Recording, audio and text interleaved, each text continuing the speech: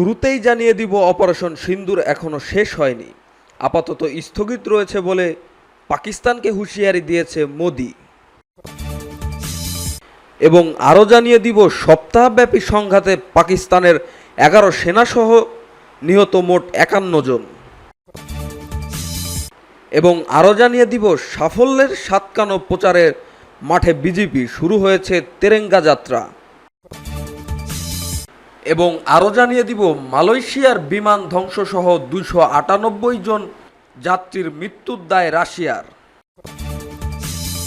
এবং সর্বশেষ জানিয়ে দিব, লিবিয়ার রাজধানীতে রাতভর সংঘর্ষ, সশস্ত্র গোষ্ঠীর নেতা নিহত। শুনছিলেন সংবাদ শিরোনাম, এবারে বিস্তারিত। ভারতের প্রধানমন্ত্রী নরেন্দ্র মোদী পাকিস্তানকে হুঁশিয়ারি দিয়ে বলেছেন, অপারেশন সিন্দুর এখনো শেষ হয়নি, এটি কেবল স্থগিত করে রাখা হয়েছে। সোমবার জাতির উদ্দেশ্যে দেওয়া ভাষণে এই হুঁশিয়ারি দেন তিনি। ভারত সন্ত্রাসবাদের পৃষ্ঠপোষক সরকার এবং সন্ত্রাসী হামলার মূল পরিকল্পনাকারীদের মধ্যে পার্থক্য করবে না বলে জানান মোদী। জম্মু ও কাশ্মীরের পেহেলগামে ভয়াবহ হামলার পর পাকিস্তানে ভারতের অপারেশন সিন্দুর নিয়ে জানাতে জাতির উদ্দেশ্যে ভাষণ দেন মোদী। মোদী বলেন, পাকিস্তানের জানা উচিত হামলা এখনো শেষ হয়নি। উগ্রবাদী স্থাপনার বিরুদ্ধে পাকিস্তানের পদক্ষেপ নেওয়ার প্রতিশ্রুতি দেওয়ার পরেই এগুলো কেবল স্থগিত করা হয়েছে। তিনি আরও বলেন, আগামী দিনগুলোতে আমরা পাকিস্তানের প্রতিটি পদক্ষেপ এই মানদণ্ডের পরিমাপ করব যে পাকিস্তান ভবিষ্যতে কী ধরনের মনোভাব গ্রহণ করবে যদি পাকিস্তান পিছু হটে বা বিভ্রান্ত করে। আমি আবারও বলছি, আমরা কেবল আমাদের প্রতিশোধমূলক পদক্ষেপ স্থগিত করছি। 22 মিনিটের ভাষণে প্রধানমন্ত্রী নরেন্দ্র মোদী ভারতের ড্রোন ও ক্ষেপণাস্ত্র হামলার যে পাকিস্তানের কল্পনার বাইরে ছিল তার একটি সারসংক্ষেপ তুলে ধরেন। তিনি আরও বলেন, ভারত তার নির্ভুল হামলার মাধ্যমে কেবল পাকিস্তানের উগ্রবাদী কাঠামোই ভেঙে দেয়নি, বরং তাদের মনোবলও ভেঙে দিয়েছে।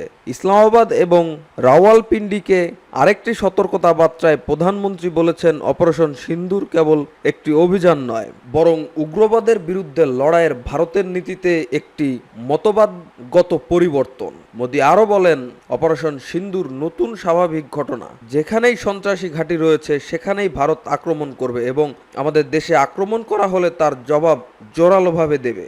পাকিস্তানের পারমাণবিক ব্ল্যাকমেইলের বিরুদ্ধে তিনি বলেন, এটি ভারতকে দমাতে পারবে না। ভারত কোনো পারমাণবিক ব্ল্যাকমেইল সহ্য করবে না। ভারত পারমাণবিক ব্ল্যাকমেইলের আড়ালে গড়ে ওঠা সন্ত্রাসী আস্তানাগুলোকে সুনির্দিষ্ট এবং চূড়ান্তভাবে আঘাত করবে। তিনি পাকিস্তানকে সতর্ক করে বলেছেন, ভারত সন্ত্রাসবাদের পৃষ্ঠপোষক সরকার এবং সন্ত্রাসী হামলার মূল পরিকল্পনাকারীর মধ্যে কোনো পার্থক্য করবে না। পাকিস্তানে ভারতের অপারেশন সিন্দুর চালানোর পর চারিদিকে পাল্টাপাল্টি ভারত পাকিস্তান সংঘর্ষ হয়। এরপর যুক্তরাষ্ট্রের মধ্যস্থতায় শনিবার যুদ্ধবিরতির ঘোষণা দেন মার্কিন প্রেসিডেন্ট ডোনাল্ড ট্রাম্প। এর 2 দিন পর সোমবার জাতির উদ্দেশ্যে ভাষণ দেন নরেন্দ্র মোদী। দক্ষিণ এশিয়ার পারমাণবিক শক্তিধর 2 দেশ ভারত ও পাকিস্তান সংঘর্ষে 11 জন পাকিস্তানি সেনা সদস্য নিহত এবং আরও 78 জন আহত হয়েছেন। এছাড়া সাম্প্রতিক এই সংঘাতে পাকিস্তানের প্রাণ হারিয়েছে 40 জন বেসামরিক নাগরিক। নিহতদের মধ্যে 7 জন নারী ও 15 জন শিশু রয়েছে। মঙ্গলবার 13 মে পাকিস্তানি সংবাদ মাধ্যম ডন এই তথ্য জানিয়েছে। পাকিস্তানের সামরিক বাহিনী জানিয়েছে, ভারতের উস্কানিমূলক ও নিন্দনীয় হামলায় প্রতিহত করতে গিয়ে কমপক্ষে 11 জন পাকিস্তানি সেনা নিহত হয়েছেন।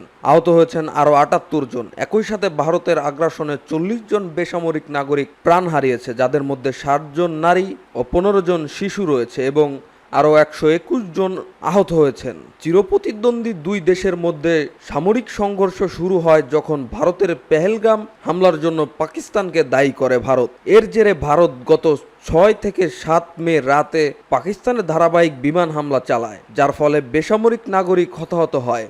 এরপরই উভয় পক্ষ পাল্টাপাল্টি ক্ষেপণাস্ত্র হামলা করে, যা সপ্তাহব্যাপী চলে। অবশেষে যুক্তরাষ্ট্রের মধ্যস্থতায় 2 দেশ যুদ্ধবিরতিতে সম্মত হয়। পাকিস্তান সেনাবাহিনীর প্রকাশিত বিবৃতিতে জানানো হয়েছে, নিহত সেনাদের মধ্যে রয়েছেন নায়েক আব্দুর রহমান, লেফটেন্যান্ট নায়েক দিলাওয়ার খান, লেফটেন্যান্ট নায়েক ইকরামুল্লাহ, লেফটেন্যান্ট ওয়াকার খালিদ, সিপাহী মোহাম্মদ আদিল আকবর এবং সিপাহী নিসার। এছাড়াও পাকিস্তানের বিমান বাহিনীর 5 জন সদস্য নিহত হয়েছেন। বিবৃতিতে বলা হয়েছে, শহীদের আত্মত্যাগ আমাদের জন্য চিরন্তর অনুপ্রেরণা। তাদের সাহস, দায়িত্ববোধ ও নিঃস্বার্থ দেশপ্রেম পাকিস্তানের ইতিহাসে অমলিন হয়ে থাকবে। এতে আরও বলা হয়েছে, পাকিস্তানের সার্বভৌমত্ব বা ভৌগোলিক অখণ্ডতাকে আবারও চ্যালেঞ্জ করার যে কোনো প্রচেষ্টায় দ্রুত, সর্বাত্মক ও চূড়ান্ত প্রতিক্রিয়ার মাধ্যমে তার জবাব দেওয়া হবে। বিন্দুমাত্র কালক্ষেপ না করে অপারেশন সিন্দুরের সাফল্যে উৎফুল্ল বিজেপি রাজনৈতিক ফায়দা তুলতে ময়দানে নেমে পড়েছে। আজ মঙ্গলবার থেকে দেশ জুড়ে তারা শুরু করে দিচ্ছে তেরেঙ্গা যাত্রা। মোট 11 দিন বিভিন্ন রাজ্য ও এই যাত্রার মধ্য দিয়ে তারা তুলে ধরবে সেনাদের বিজয় গাথা। গতকাল সোমবার বিজেপি সর্বভারতীয় নেতৃত্ব দিল্লিতে এক বৈঠকে এই রাজনৈতিক কর্মসূচি গ্রহণ করেছে। সেই বৈঠকে অমিত শাহ, জেপি নাড্ডা, রাজনাথ সিং সহ উপস্থিত ছিলেন দলটির শীর্ষ নেতৃত্ব। যদিও বিজেপির দাবির রাজনৈতিক স্বার্থ তারা এই যাত্রায় সামিল হচ্ছে না। তেরেঙ্গা যাত্রায় তাদের হাতে থাকবে দেশের জাতীয় পতাকা। যাত্রায় তারা তুলে ধরবে দেশের বীর সেনানীদের কথা।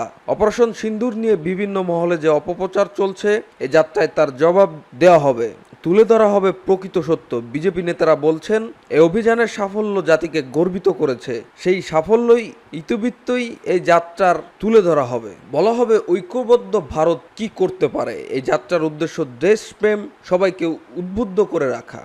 বিজেপির জাতীয় মুখপাত্র প্রেম শুল্কা গণমাধ্যমে বলেছেন, আজ শুরু হয়ে এই যাত্রা শেষ হবে 23 মে। মোট 11 দিনের এই যাত্রায় দেশবাসীকে বোঝানো হবে প্রধানমন্ত্রী নরেন্দ্র মোদীর নেতৃত্বাধীন সরকারের হাতে দেশের নিরাপত্তা কতটা সুরক্ষিত, তার দৃঢ় নেতৃত্ব কিভাবে দেশকে একজোট করে শত্রুর মোকাবেলায় সক্ষম হয়। দেশবাসীকে তাও বোঝানো হবে। মাত্র 4 দিনের মধ্যে অপারেশন সিন্দুর স্থগিত হয়ে যাওয়া যুদ্ধবিরতির পেছনে যুক্তরাষ্ট্রের প্রেসিডেন্ট ডোনাল্ড ট্রাম্পের ভূমিকা, বাণিজ্য স্বার্থ প্রত্যাঘাত বন্ধে রাজি হওয়া, কাশ্মীর সমস্যায় আন্তর্জাতিকরণ, সমস্যা সমাধানে যুক্তরাষ্ট্রের মধ্যস্থতা দাবি ও প্রচেষ্টা নিয়ে মোদী সরকারকে নানা প্রশ্ন শুনতে হচ্ছে।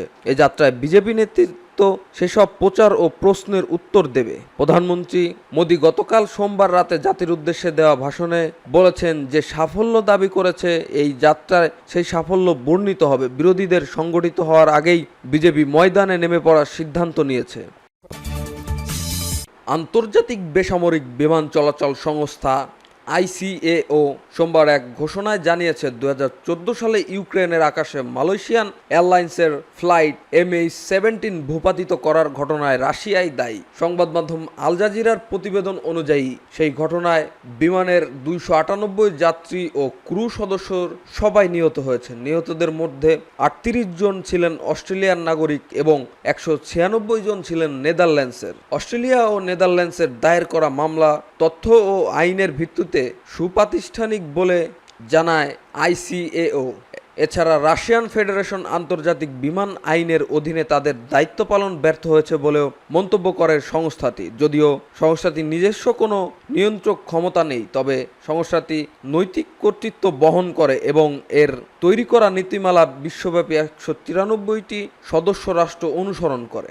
রায়ের প্রতিক্রিয়ায় নেদারল্যান্ডসের প্রধানমন্ত্রী ক্যাসপার ভেল্ডক্যাম্প বলেন, এই রায় সত্য প্রতিষ্ঠা এবং ন্যায় বিচার নিশ্চিত করার পথে একটি গুরুত্বপূর্ণ অগ্রগতি। এই সিদ্ধান্ত আন্তর্জাতিক সম্প্রদায়কে স্পষ্ট বার্তা দেয়, কোনো রাষ্ট্রই আন্তর্জাতিক আইন লঙ্ঘন করতে পারে না। অস্ট্রেলিয়ার পররাষ্ট্রমন্ত্রী পেনি অং এই রায়কে স্বাগত জানিয়ে বলেন, এই ভয়ঙ্কর সহিংসতার দায় স্বীকার করে রাশিয়াকে আন্তর্জাতিক আইনের অধীনে ক্ষতিপূরণ দিতে হবে। ইউক্রেনের পররাষ্ট্রমন্ত্রী আদ্রিই বলেন, এই সিদ্ধান্ত অপরাধের বিরুদ্ধে ন্যায় প্রতিষ্ঠার পথে আরেকটি ধাপ। রাশিয়া যতই মিথ্যা প্রচারে অর্থ ব্যয় করুক না কেন, সত্যের জয় হবেই। 2014 সালের 17 জুলাই নেদারল্যান্ডসের আমস্টারডাম থেকে মালয়েশিয়ার রাজধানী কুয়ালালামপুর গামী মালয়েশিয়ান এয়ারলাইন্স বোয়িং 777 বিমানটি ইউক্রেনের একটি অঞ্চলের আকাশে ভূপাতিত হয়। সেই সময় ওই অঞ্চলে ইউক্রেনের বাহিনীর সঙ্গে রাশিয়াপন্থী বিচ্ছিন্নতাবাদীদের সংঘর্ষ চলছিল। পরবর্তীতে তদন্তে জানা গেছে, বিমানটি একটি রাশিয়ার নির্মিত ভূমি থেকে আকাশে উৎক্ষেপযোগ্য ক্ষেপণাস্ত্র দিয়ে গুলি করে ভূপাতিত করা হয়। ঘটনার পরে রাশিয়াপন্থী বিদ্রোহীরা দাবি করে বিমানটি ইউক্রেনের যুদ্ধবিমান থেকে গুলি করা হয়েছে। রুশ প্রেসিডেন্ট ভ্লাদিমির পুতিন তখন ইউক্রেনকেই দায়ী করেন। লিবিয়ার রাজধানী ত্রিপোলিতে প্রতিদ্বন্দ্বী সশস্ত্র গোষ্ঠীগুলোর মধ্যে গতকাল সোমবার রাতে ভয়াবহ সংঘর্ষ হয়েছে। স্থানীয় গণমাধ্যমে খবরে বলা হয়েছে, সংঘর্ষে একটি সশস্ত্র দলের নেতা নিহত হয়েছেন। বার্তা সংস্থা এএফপি সংবাদদাতা স্থানীয় সময় 9টা থেকে ত্রিপোলির বিভিন্ন এলাকায় ভারী অস্ত্রের গোলাবর্ষণ ও বিস্ফোরণের শব্দ শোনার কথা জানিয়েছেন। লিবিয়ার টেলিভিশন চ্যানেল ও সংবাদ মাধ্যম তাদের প্রতিবেদনে বলেছে, দক্ষিণ ত্রিপোলো ভিত্তিক প্রভাবশালী সশস্ত্র গোষ্ঠী সাপোর্ট অ্যান্ড স্টেবিলিটি অপারেটরস এর নেতা আবদেলগনি আল কিকলি নিহত হয়েছেন। ত্রিপোলি ভিত্তিক জাতীয় ঐক্যের সরকারের স্বরাষ্ট্র মন্ত্রণালয় এক বিবৃতিতে সব নাগরিককে নিরাপত্তার স্বার্থে ঘরে থাকার আহ্বান জানিয়েছেন। স্থানীয় সংবাদ মাধ্যমগুলোর প্রতিবেদনে বলা হয়েছে, ত্রিপোলির সদস্য সংগঠন ও বন্দরগামী মিশ্রাতার প্রতিদ্বন্দ্বী সশস্ত্র গোষ্ঠীর মধ্যে রাজধানীর দক্ষিণ উপশহরগুলোতে গতকাল এই সংঘর্ষ ছড়িয়ে পড়ে। রাজধানী থেকে প্রায় 200 কিলোমিটার দূরে। বর্তমান লিবিয়ার দুটি প্রশাসনের মধ্যে বিভক্ত। একটি জাতিসংঘের স্বীকৃত সরকার রাজধানী ত্রিপোলি তাদের নিয়ন্ত্রণে রয়েছে, অপরটি পূর্বাঞ্চলীয় সরকার বা হাফতার পরিবার পরিচালিত। গত রাতের সংঘর্ষের জেরে ত্রিপোলি ও আশেপাশের বেশ কয়েকটি জেলায় আজ মঙ্গলবার থেকে পরবর্তী নির্দেশ না দেওয়া পর্যন্ত সব স্কুল, কলেজ এবং প্রতিষ্ঠান বন্ধ ঘোষণা করা হয়েছে। লিবিয়ার জাতিসংঘ সহায়তা মিশন সব পক্ষকে শান্ত থাকার আহ্বান জানিয়েছেন।